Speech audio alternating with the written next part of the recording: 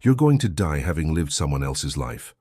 Right now, as you read this, you're probably wearing clothes chosen to impress people you don't even like, working a job that murders your soul to buy things that don't fulfill you, maintaining relationships that drain you because ending them would disappoint people who aren't living your life for you. Carl Jung saw this tragedy everywhere. People so busy being who others need them to be that they never become who they actually are. Jung called it the provisional life, always preparing to live, always meeting others' expectations first, always postponing your actual existence until after you've satisfied everyone else's demands. You'll start living your real life after the kids are grown, after the parents are gone, after you retire, after you've saved enough, after. But Jung knew the truth. You'll die in that waiting room, having never entered your own existence. Here's what nobody wants to admit. Living for others isn't noble, it's cowardice. It's easier to sacrifice yourself for others than to take responsibility for your own existence. It's simpler to blame your unlived life on other people's needs than to face the terror of your own freedom. You're not a martyr, you're hiding behind martyrdom because being yourself feels too dangerous. The psychology behind living for others starts in childhood. You learned that love was conditional on performance. Be good, get affection. Be bad, get abandoned. So you became a performance artist, shape-shifting to match whatever got you approval.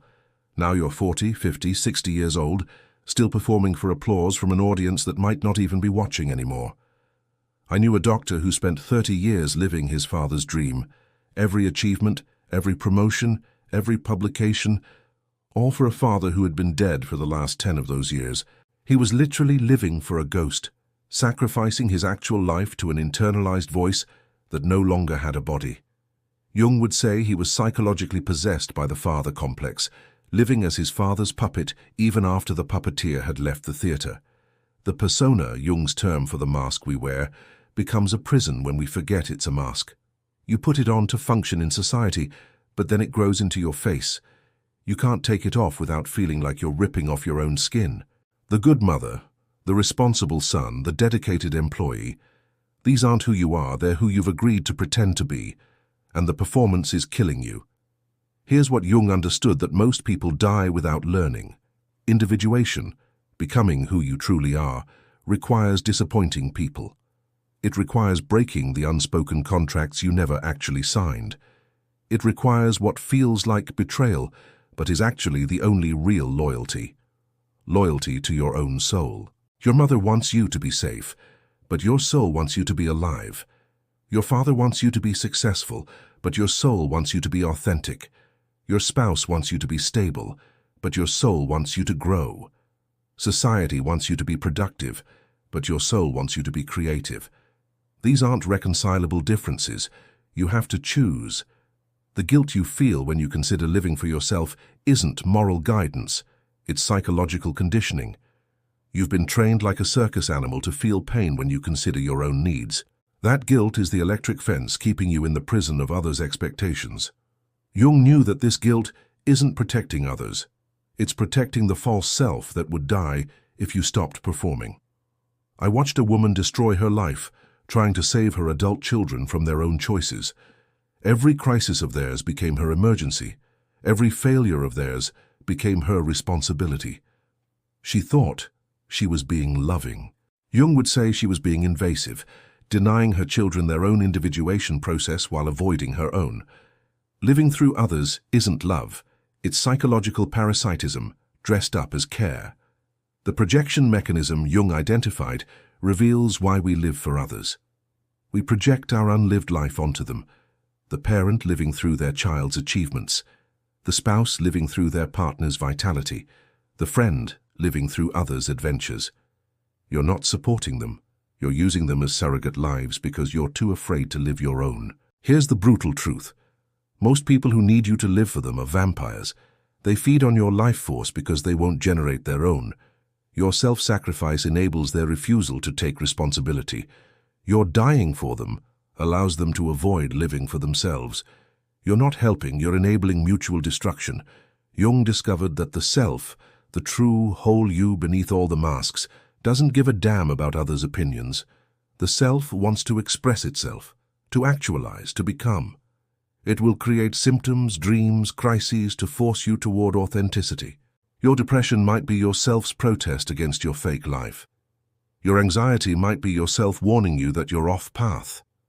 Your illness might be your self's last resort to stop you from living someone else's life.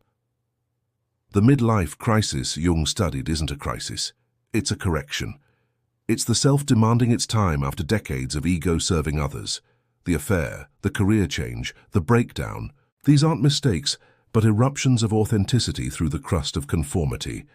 You can have your crisis consciously by choosing to live for yourself, or unconsciously by having it chosen for you through symptoms and destruction.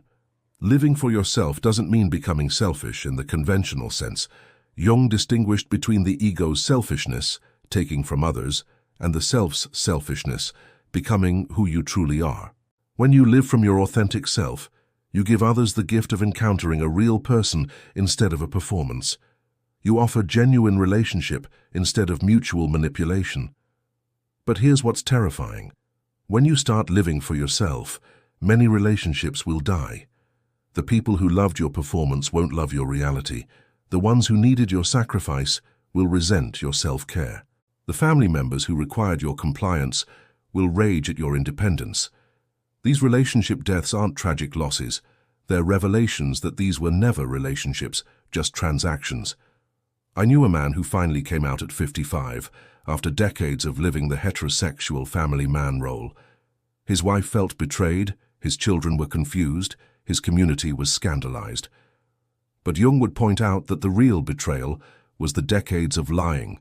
The confusion was from encountering truth after years of fiction. The scandal was that authenticity is so rare, it shocks people. The fear of abandonment keeps most people living for others. But Jung understood that you're already abandoned if people only love your mask. You're already alone if no one knows who you really are. You're already rejected if you've rejected yourself to gain acceptance. The abandonment you fear has already happened. You've abandoned yourself. Living for yourself requires what Jung called holding the tension of opposites.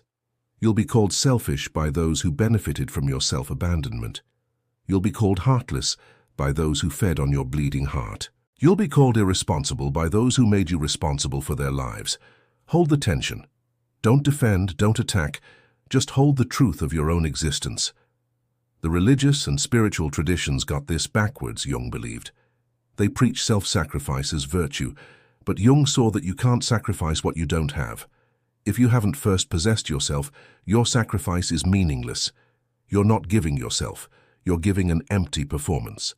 True sacrifice requires first having a self to sacrifice. Your creative life depends on living for yourself. Jung knew that creativity emerges from the authentic self, not from the persona.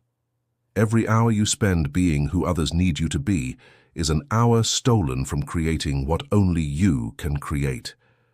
Your unexpressed creativity doesn't disappear. It turns toxic, becoming resentment, bitterness, and the particular rage of the unactualized.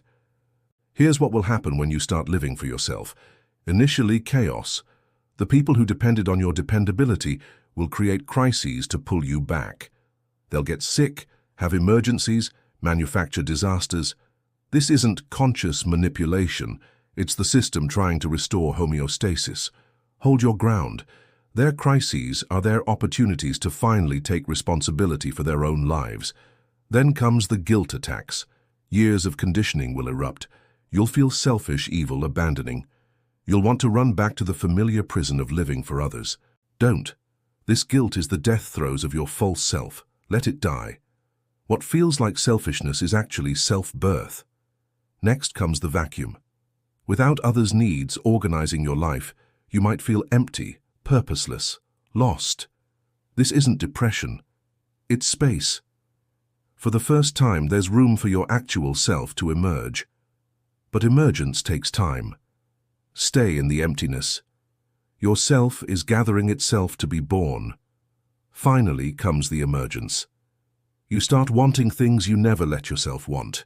You start feeling things you never let yourself feel. You start knowing things you never let yourself know. This isn't becoming someone new. It's uncovering who you always were beneath the performance. Jung's individuation process isn't about improving yourself. It's about becoming yourself.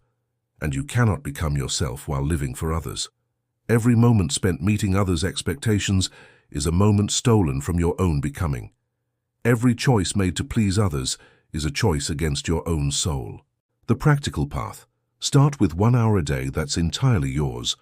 Not for productivity, not for others, just for you. Guard it viciously. Let people be disappointed. Let them be angry. Their feelings about your self-care are their responsibility, not yours. Start saying no without explaining. No is a complete sentence. You don't owe anyone explanations for choosing yourself. The need to justify is the persona still seeking approval. Just no. Clear, clean, without guilt.